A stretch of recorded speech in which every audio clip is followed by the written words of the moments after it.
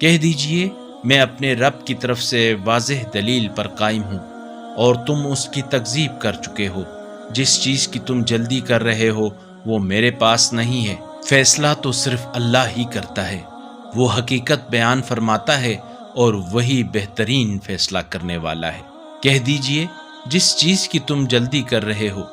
اگر وہ میرے پاس موجود ہوتی تو میرے اور تمہارے درمیان فیصلہ ہو چکا ہوتا،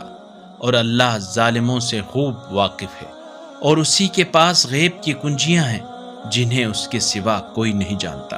اور وہ خشکی اور سمندر کی ہر چیز سے واقف ہے، اور کوئی پتا نہیں گرتا مگر وہ اس سے آگاہ ہوتا ہے، اور زمین کی تاریکیوں میں کوئی دانہ